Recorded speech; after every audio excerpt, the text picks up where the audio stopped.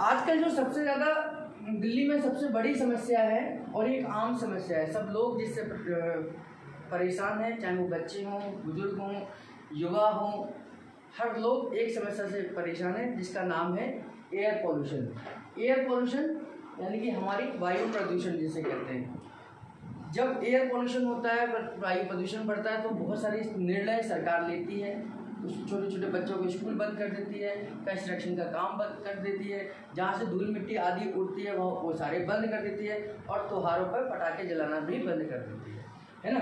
तो अगर हम आज की जब हम इस वीडियो को बना रहे हैं, इस समय की बात करें, तो आज हमारा जो AQI है यानी कि air quality index. Air quality index यानी कि वो इंडेक्स जो ये बताता है कि हमारी एयर कितनी साफ है, कितनी क्वालिटी वाली है, तो उसको बोलते हैं एयर क्वालिटी इंडेक्स।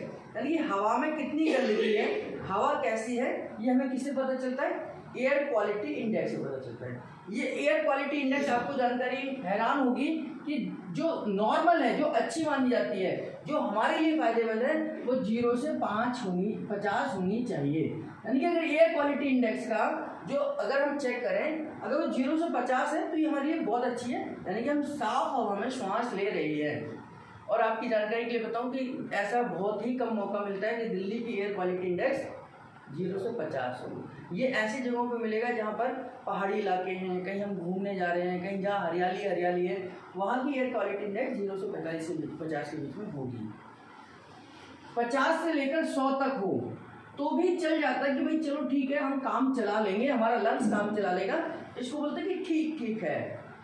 और अगर आज की बात करूं मैं, तो आज हमारी एयर क्वालिटी इंडेक्स है 500 प्लस, यानी कि हम जहां इस कल्पना को उम्मीद कर रहे हैं कि हमारी एयर क्वालिटी इंडेक्स 0 से 50 होनी चाहिए, आज वो हमारी आज की दिल्ली की जो एयर क्वालिटी इंडेक्स है वो है 500 प्लस।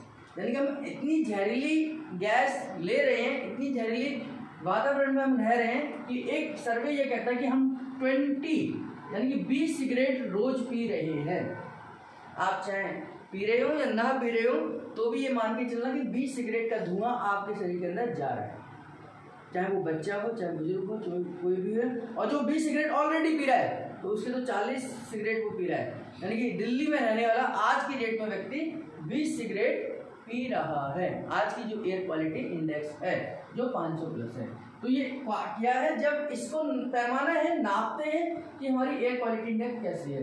ये ज़्यादातर जहाँ पर बस वगैरह ज़्यादा चलती हैं, कहीं कारखाने ज़्यादा हैं, वहाँ की उतनी ज़्यादा खराब होती है।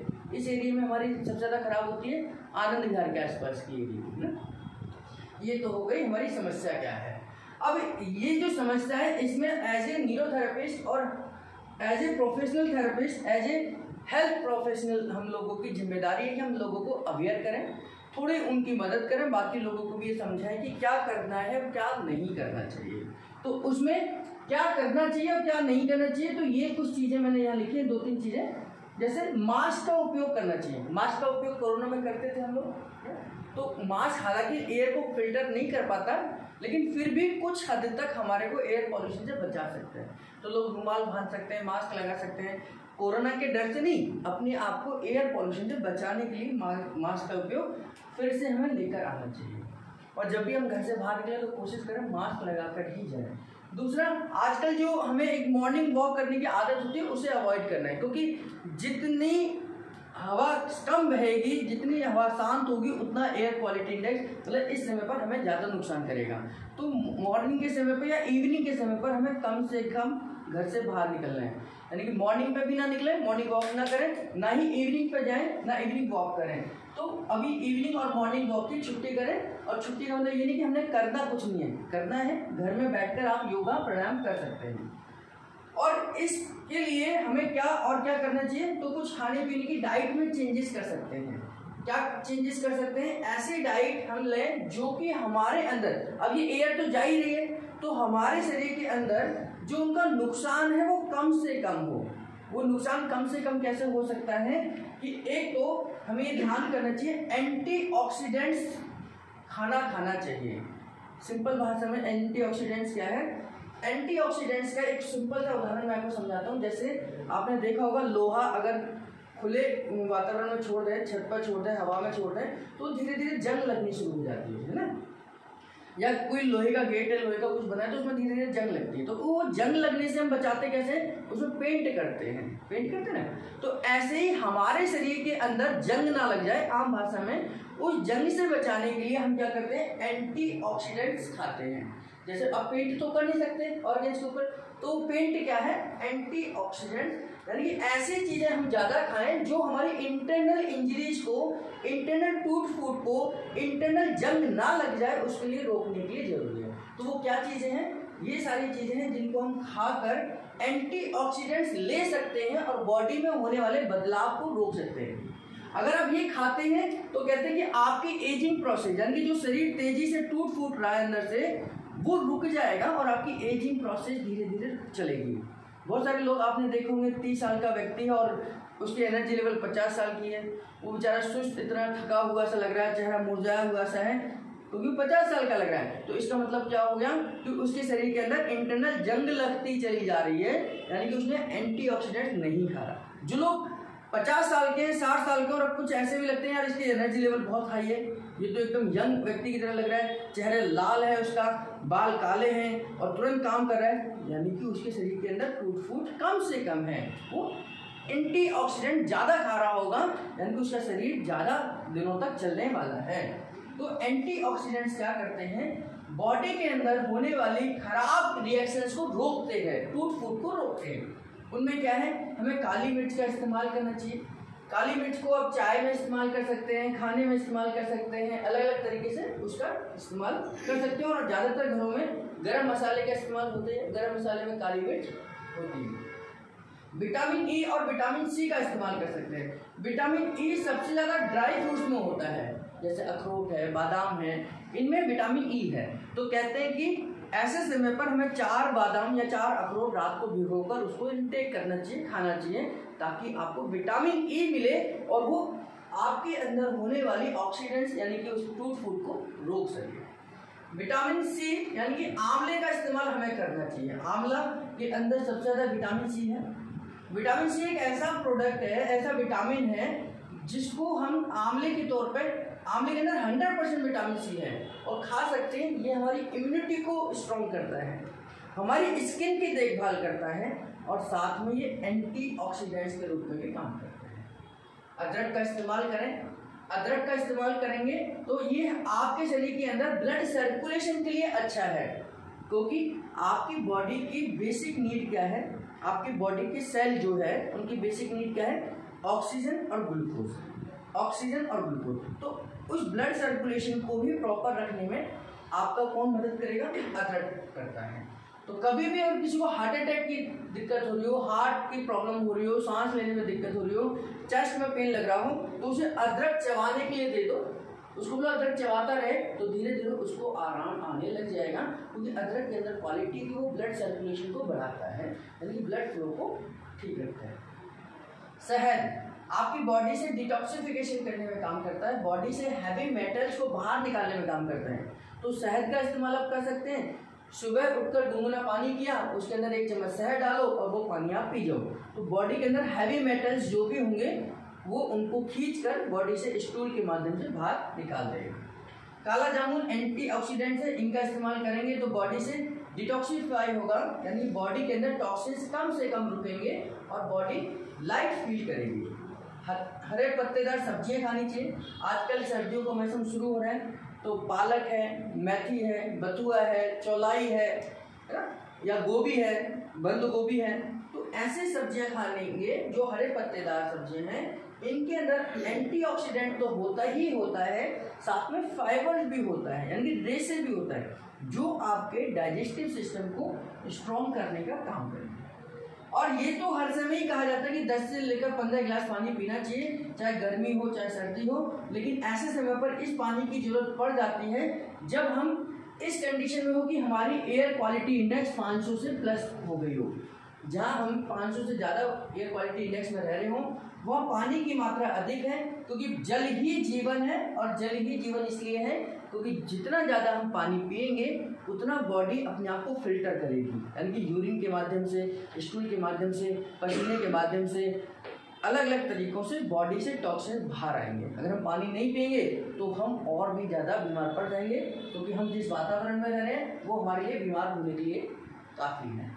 तो इस तरीके से थोड़ा बहुत आप डाइट में चेंज करते हैं। और इसमें एक और चीज़ का इस्तेमाल कर सकते हैं कि आप दिन में 3 बार सुबह दोपहर शाम जो गुनगुना पानी आप इस्तेमाल करिए और उसमें हल्का सा गुड़ डाल दीजिए।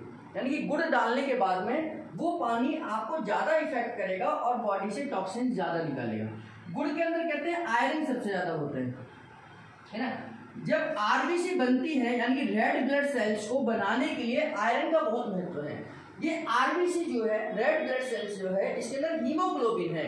हीमोग्लोबिन के लिए आयरन की जरूरत पड़ती है, और जिसका हीमोग्लोबिन जितना अच्छा होगा बॉडी के अंदर सर्कुलेशन उतना अच्छा होगा। जिसका हीमोग्लोबिन डाउन होगा वो बेचारा मुरझाया हुआ सा, सुस्त सा, सोता सोता सा, चेहरा डाउन सा, चेहरे पर झुर्रियाँ, ये सारी प्रॉब्लम उसको आएंगी।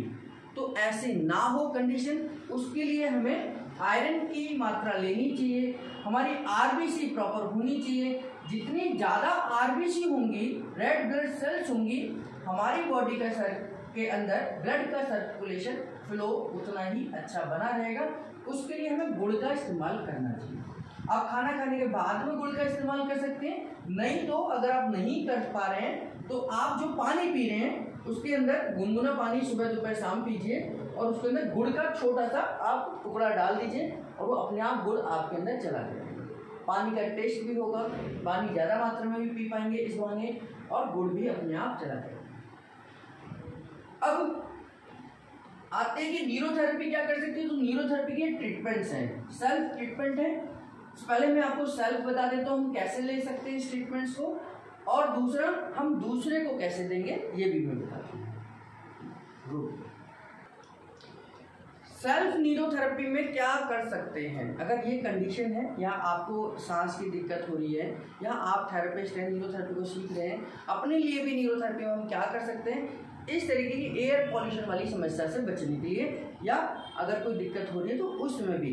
तो सबसे पहले मेडुला का ट्रीटमेंट है। मेडुला हम सेल्फ ले सकते हैं, दोनों तरफ मेडुला के लिए हम पाउडर लगाएंगे, क्रॉस करके लगाएंगे, ऐसे करके हमेशा। अब ऐसा करके नहीं लगाएंगे, ऐसे लगाएंगे तो आधा तो गिर जाएगा। तो ऐसे लिए हाथ में आपने इधर से इधर लगाया और इधर से इधर लगाया। फिर 5 मेडुला हमने लेना है, तो 5 मेडुला हम सीधे इस तरीके से लेंगे, 1 2 3 4 5 6 7 8 9 10। पेयर में करेंगे तो ये 5 काउंट हो जाएंगे। 5 मेडुला हैं, 1 2 3 4 5 6 7 8 9 10। अब यहाँ पर 5 मेडुला हो गया, फिर 15 लेना है। 15 मेडुला आधे मिनट के गैप में हम आपने लेना है। आधे मिनट के बाद हम 15 मेडुला लेंगे, यानी कि 30 बार करेंगे। कैसे करेंगे, 1 2 3 4 5 6 7 8 9 10 11 12 13 14 15 16 17 18 19 20 21 22 23 24 25 26 27 28 29 30।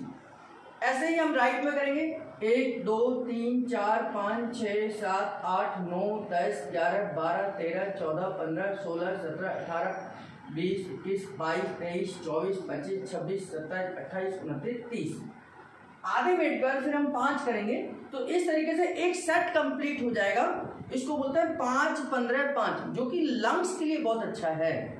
लंग्स को ब्लड सप्लाई पहुंचाने के लिए बहुत अच्छा है। लंग्स से रिलेटेड कोई प्रॉब्लम है तो 5 मेडुला आधे मिनट का, 15 मेडुला आधे मिनट का, 5 मेडुला लीजिए। ये एक सेट है। इसको दोबारा से रिपीट करिए 2 मिनट के बाद में। 2 मिनट का पूरा रिपीट करिए, 5 15 5 जैसे हमने पहला वाला सेट दिया था, और इसी के बाद में 2 मिनट के बाद में फिर तीसरा सेट करिए। तो इस तरीके से आप खुद सेल्फ मेडुला ले सकते हैं। अब दूसरा है कि ऑर्गन क्लियरेंस लेना है। ऑर्गन क्लियरेंस एक ऐसा ट्रीटमेंट है जिससे कि आप पीठ से सभी ऑर्गन्स को स्टिमुलेट कर सकते हैं, क्योंकि हमारे जितने भी आगे के ऑर्गन्स हैं ये हमारे स्पाइन से जुड़े हैं। इन सबको ब्लड सप्लाई हमारी स्पाइन से जाती है। तो हम सेल्फ कैसे लें, तो सेल्फ लेने के लिए आपने क्या करना है, एक तौलिया लेना है, टॉवल को लेना है, और इस तरीके से इसको गोल गोल करके रख लेना है ना। इस तरीके से आपने गोल करके रख लीजिए। एक सिरा आप एक हाथ से पकड़ लीजिए, दूसरा एंड जो है दूसरे हाथ से पकड़ लीजिए और पीछे ऐसे रखना है इस तरीके से, और ऊपर से नीचे की तरफ आपने हल्के हल्के हल्के हल्के मसाज करना है, पूरा अच्छे से करना है। ठीक, इस तरीके से आप ये देखेंगे पूरे स्पाइन को कवर करते हुए मैं ऊपर से नीचे चला जाता हूँ, और जब टेल बोन कवर हो जाए, टेल बोन के बाद में इसको नीचे से ऊपर भी वापस आना है। आराम आराम से अपने करना है, आपके फायदे के लिए है, तो आपने कोई जल्दबाजी नहीं करनी है, बिल्कुल आराम आराम से आप करेंगे।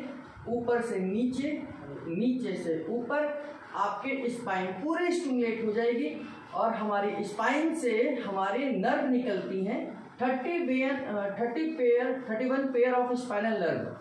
31 पेयर ऑफ स्पाइनल नर्व को स्टिमुलेट करने का सबसे अच्छा, सबसे आसान तरीका है सेल्फ। आप तौलिए की घिसाई कर सकते हैं। ऐसे आप 5 राउंड कर सकते हैं। 5 राउंड करेंगे, आपके सारे के सारे मन के सर्वाइकल से लेकर थोरेसिक से लेकर लंबर से लेकर आपके सैक्रल और कोकेक्सी, ये आपने देखा कि पूरी स्पाइन पर हो रहा था, नीचे से ऊपर, ऊपर से नीचे। तो आराम से आप करिए, कोई जल्दबाजी मत करिए। आप अंगोछा ले सकते हैं, तौलिया ले सकते हैं, इस तरीके से इससे सेल्फ ऑर्गन क्लियरेंस को आप कंप्लीट कर सकते हैं। ये कंप्लीट करते ही आपने लंग्स पर जब आप कर रहे थे पीछे से, तो लंग्स का पीछे का एरिया जिसको हम पोस्टीरियर पार्ट कहते हैं, यानी कि जब हम इस एरिया में कर रहे हैं, जब हम यहाँ पर कर रहे हैं, तो ये लंग्स का एरिया है, ये लंग्स का एरिया है, ये लंग्स को ही हम स्टिमुलेट कर रहे हैं। ये समझ लीजिए कि हम इसे लंग्स को स्टिमुलेट कर रहे हैं, लंग्स के पोस्टीरियर पार्ट को कर रहे हैं। आगे के लंग्स को स्टिमुलेट करने के लिए यहाँ पर मैंने लिखा चेस्ट ओनली और शोल्डर प्रेस। चेस्ट ओनली कैसे करेंगे?